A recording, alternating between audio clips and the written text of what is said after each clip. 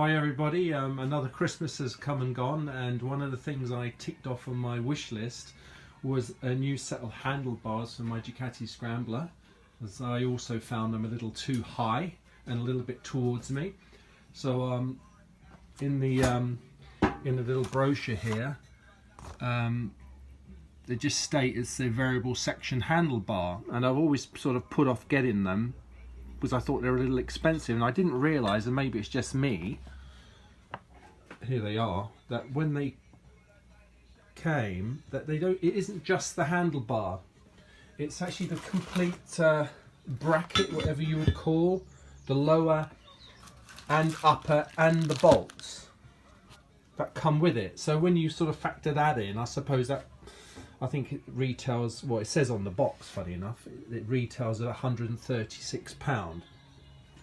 So I suppose that sort of might justify it a little bit.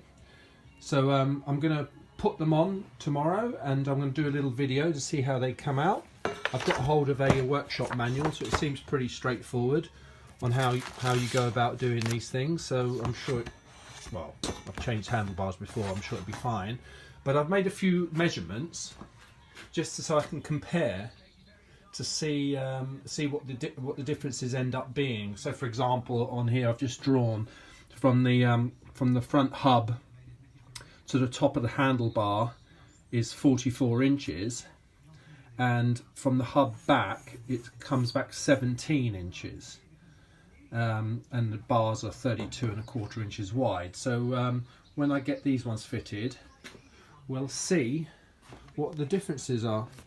Anyway, the bars look excellent, the quality, and on these bars, like the originals, they've already pre-drilled, because I was never a big fan of filing off your little pegs. I've never been a big fan of that idea.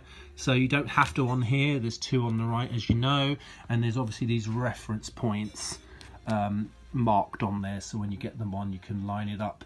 So anyway, I'll pop them on, and I'll do a little short video tomorrow and see how they turned out. Anyway, what do you think? Hi everybody, this is part 2. The handlebars are fitted.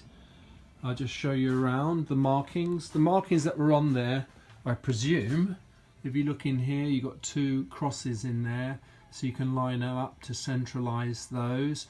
And the little ones on the handlebars, I imagine, are centred on the bracket for the clutch and the brake. And they look a lot lower.